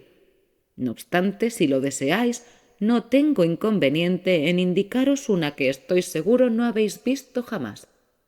«Decid cuál es, os lo ruego», se apresuró a decir Michel Herminio. «Haced pintar la liberalidad». Al oír Micher Herminio esta frase, quedó tan avergonzado que en el acto resolvió cambiar de vida y obrar en adelante en forma completamente distinta a la que había observado hasta entonces, y contestó al visitante: «De tal manera la haré pintar, señor Guillermo, que ni vos ni nadie podrá volver a decir, y con razón, que no la he visto ni conocido». Tanta eficacia tuvo la respuesta de Guillermo Barsier que desde aquel día Micher Herminio cambió de conducta y fue el más liberal y gentil de los genoveses de aquella época. Cuento noveno. La Gascona y el rey de Chipre. El rey de Chipre, reprendido por una mujer de Gascuña, se transforma de vil en pundonoroso. Tocábale a Elisa recibir la última orden de la reina, y ella, sin esperarla, comenzó en tono festivo: «Hermosas damas, acaece con frecuencia que lo que muchas reprensiones y castigos no han podido conseguir, lo ha logrado una palabra o frase, dicha a veces por casualidad y sin propósito deliberado, como queda probado en el cuento referido por Laureta. También yo pretendo demostrároslo con otro muy breve. porque tratándose de algo que puede ayudar a la gente, conviene escucharlo con atención.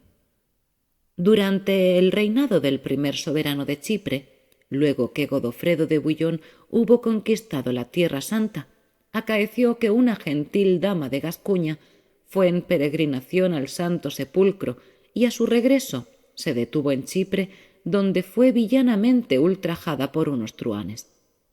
Habiéndose quejado inútilmente al juez, pensó llevar su queja al mismo rey, pero le aseguraron que haría el viaje en vano, porque el rey era tan indolente que no sólo no hacía justicia a las ofensas ajenas, sino que consentía a las que se hacían a su persona, hasta el punto de que si alguien era castigado, desahogábase éste dirigiéndole frases irrespetuosas e indecorosas. Al oír esto, la dama desconfió de su venganza, pero con el fin de aliviar de alguna manera la ira de su pecho, determinó escarnecer la indolencia y cobardía del soberano. Presentóse ante él bañada en llanto y le dijo: «Señor, no acudo a ti para pedir venganza de la injuria que se me ha hecho, sino para rogarte que, ya que de otro modo no me des satisfacción, me enseñes cómo sufres tú las que tengo entendido se te hacen, a fin de que, aprendiéndolo de ti, pueda soportar pacientemente mis dolores, que si pudiese, bien sabe Dios te los cedería, ya que tan bien los sabes aguantar». El rey, hasta entonces tardío e indolente, cual si despertara de un sueño, principió vengando cumplidamente la injuria hecha a aquella dama y se convirtió en hombre rígido, no dejando impune ninguna acción perpetrada en desdoro de su corona. Cuento 10.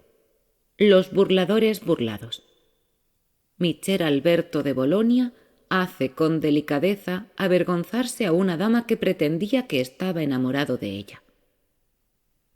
Habiendo terminado Elisa, quedaba el último cuento a cargo de la reina Pampinea, la cual empezó así: del mismo modo que en las noches serenas las estrellas son el ornamento del cielo y en la primavera las flores lo son de los verdes prados, las frases galantes son loable costumbre y adorno de gratas conversaciones. Esas frases, por lo mismo que son breves, mucho mejor les sientan a las mujeres que a los hombres, por cuanto desdice más de ellas que de ellos el excesivo hablar, tanto más cuanto que de eso se puede prescindir. Verdad es que apenas quedan hoy mujeres que sepan de esa discreción o puedan responder dignamente, cosa que no es poca vergüenza para las que vivimos en estos tiempos. Por lo mismo que esa virtud que en otras épocas era patrimonio de nuestras antepasadas, la época actual la ha trocado en adornos corporales, y la que viste los trajes más elegantes y llamativos se imagina que debe ser tenida en mucho más y más honrada que las otras, sin pensar que un asno llevaría muchos más ricos adornos y más ricas telas que algunas de ellas, si se las ponían encima, y sin embargo no se le dispensaría mayor honor del que como asno merece. Me avergüenza decirlo por cuanto no puedo hablar contra las demás, sino hablando también en contra mía. Estas mujeres tan adornadas y pintadas o están mudas o son insensibles como estatuas de mármol, o responden de tal suerte si son preguntadas que valiera mucho más callaran. En su ignorancia llegan a figurarse que es inicio de imaginación cándida el no saber hablar entre sí o con los hombres que hablar saben, y así le han dado el nombre de dignidad o modestia, como si no hubiese más mujeres modestas que las que son capaces de hablar con la nodriza, la lavandera o la cocinera, que si la naturaleza hubiera querido, como ellas pretenden creerlo, de otro medio se hubiera valido para hacerlas menos charlatanas. Lo cierto es que, como en las demás cosas, hay que observar en ésta el tiempo, el lugar y la persona con quien se habla. Pues a veces ocurre que, figurándose una mujer o un hombre hacer ruborizar a otro u otra con alguna palabrota, y no habiendo medido bien sus fuerzas con las ajenas, ha sentido caer sobre sí el sonrojo que creyó producir en otro.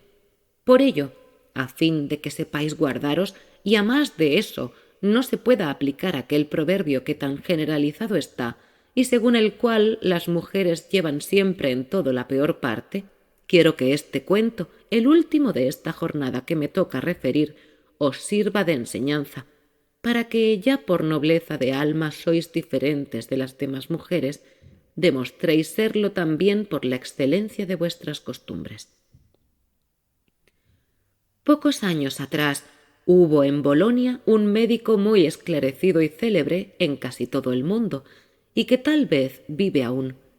Llamábasele Michel Alberto, contaba ya cerca de 70 años y era tal la pobreza de su espíritu que, pese a haber desaparecido casi por completo de su cuerpo todo calor natural, cayó en las redes del amor al ver en una fiesta a una hermosísima viuda llamada, según cuentan, Margarita de Ghisolieri. Tan prendado quedó de ella que dio cabida a la imagen de aquella mujer en su maduro pecho, ni más ni menos que un jovenzuelo, hasta el punto de que no podía descansar por la noche si durante el día no había logrado ver el bello y delicado rostro de aquella señora. Esto hizo que empezara a pasear, ora a pie, ora a caballo, frente a la casa en que habitaba la viuda. Y naturalmente, tanto esa dama como otras mujeres de la vecindad observaron aquel pasar continuo, lo que suscitó las burlas sobre un hombre de aquella edad enamorado, igual que un jovenzuelo, como si el amor no debiera tener cabida sino en el corazón de inexpertos mancebos. Como Michel Alberto siguiera en sus paseos, un día de fiesta, hallándose la viuda con unas amigas sentada frente a la puerta de su casa, al verle llegar a lo lejos, convinieron en gastarle una broma, haciéndole los honores debidos y burlándose al mismo tiempo de su juvenil pasión. Cuando llegó el anciano, se levantaron todas y le invitaron a entrar en un fresquísimo patio donde sirvieron exquisitos pinos y dulces. Luego de comer y beber, con palabras amables le preguntaron cómo era posible que se hubiese enamorado de la hermosa viuda, sabiendo que tantos jóvenes gentiles y apuestos la amaban. Michel Alberto comprendió que se estaban burlando de él y se picó por ello. Sin embargo, sonrió alegremente y dijo: «A ninguna persona discreta debe maravillar que yo ame, señora, y menos aún que os ame a vos, pues lo merecéis. Aunque los años agoten las fuerzas que se requieren en las amorosas lides, no apagan los deseos, ni nublan el discernimiento necesario para ver lo que verdaderamente es digno de ser amado, pues su experiencia es mayor que la de un joven. Esta y no otra es la esperanza que me induce a mí, que soy viejo, a amaros, a pesar de vuestros jóvenes adoradores. En alguna ocasión he visto a señoras comer altramuces y puerros. Si bien el puerro no es agradable en sí, a excepción de la cabeza blanca, que es lo menos malo, llevadas por avieso apetito también comen las hojas verdes, que no sólo son inútiles, sino que tienen mal sabor. ¿Sabía yo acaso, señora, si al elegir a vuestros amantes tendríais el mismo capricho? En tal caso, yo debía esperar naturalmente que sería el preferido y dejaríais a los demás como todavía verdes. La gentil dama, que estaba avergonzada con sus compañeras, contestó: «Nuestra temeridad, caballero, ha recibido el justo castigo. Desde ahora aprecio vuestro amor como el de un varón inteligente y discreto, de modo que en cuanto salve mi honestidad, estad seguro de mi reconocimiento y de que haré cuanto de mí dependa para complaceros». Michel Alberto se puso en pie, dio las gracias a la viuda y se despidió de aquellas señoras, riéndose de lo que acababa de suceder. De este modo, la señora Margarita de Ghisolieri, al no tener en cuenta la persona a quien hacía objeto de sus burlas, creyó vencer y resultó vencida. Si sois prudentes, evitaréis que os suceda otro tanto. Conclusión. Acercábase ya el sol al ocaso y el calor había cedido cuando concluyeron los cuentos referidos por las 7 damas y los 3 jóvenes, por cuya razón la reina dijo afablemente: «Ahora, queridas compañeras, al acercarse el fin del día de mi reinado, solo me queda daros un nuevo soberano que disponga en el próximo día, según su juicio, lo que debamos hacer, siempre en honesto recreo. Todavía quedan unas pocas horas hasta la noche, pero ya que es imposible atender a las cosas de gobierno si no se cuenta con el tiempo necesario, creo que ha llegado el momento de comenzar la nueva jornada para que la futura reina disponga lo que estime necesario para mañana. Así pues, con reverencia a aquel por quien viven todas las cosas y para consolación nuestra, Filomena, joven discreta, será la reina que guíe a nuestro grupo en la segunda jornada. Dichas estas palabras, Pampinea se puso en pie, quitóse la corona de laurel y la entregó reverente a Filomena, que fue saludada por todos como reina. Ruborizada Filomena, al verse con la corona y recordando las palabras dichas poco antes por Pampinea, confirmó, para que no se la creyese indiscreta y apenas hubo recobrado el aliento, los oficios dados por su antecesora y dispuso lo que se debía hacer para la próxima cena y la mañana siguiente. Después dijo: «Queridísimos compañeros, aun cuando Pampinea, más por cortesía suya que por merecimiento mío, me haya nombrado vuestra reina, no creo deba disponer las cosas solamente según mis inspiraciones, sino unir las vuestras a las mías, y a fin de que conozcáis lo que me parece debe hacerse y podáis, de consiguiente, añadir o quitar lo que os acomode, os lo diré brevemente.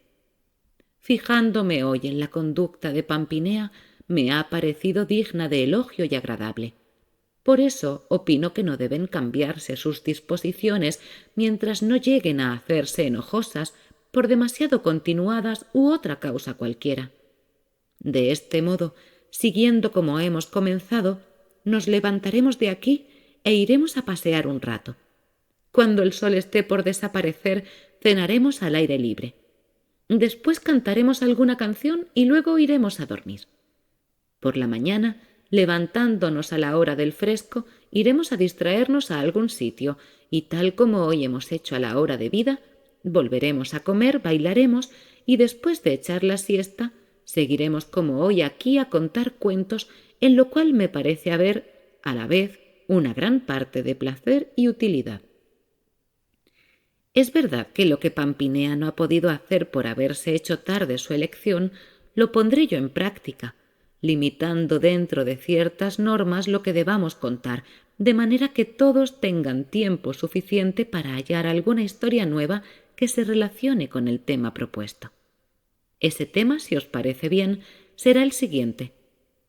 Como quiera que desde el principio del mundo los hombres han sido y serán llevados por la fortuna, así cada uno hablará acerca de un personaje que, probado en diversos casos por la fortuna, haya logrado, contra lo que esperaba, llegar a feliz término.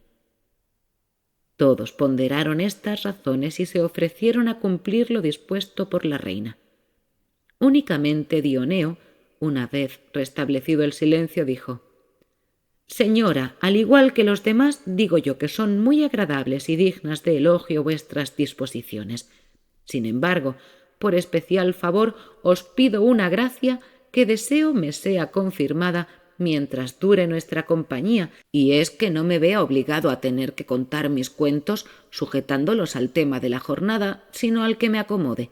Y para que nadie crea que pido tal gracia por falta de ocurrencias a propósito, desde ahora estoy dispuesto a ser el último en contarlos».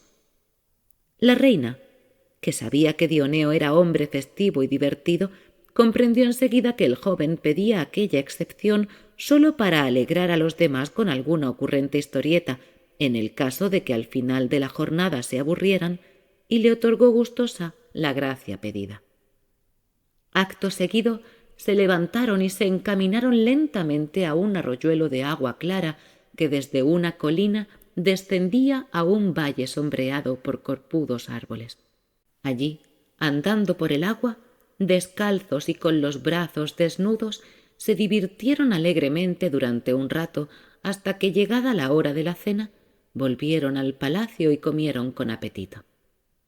Terminada la cena, trajéronse los instrumentos y la reina dispuso que se efectuase una danza dirigida por Laureta, mientras Emilia cantaba una canción acompañada al laúd por Dioneo.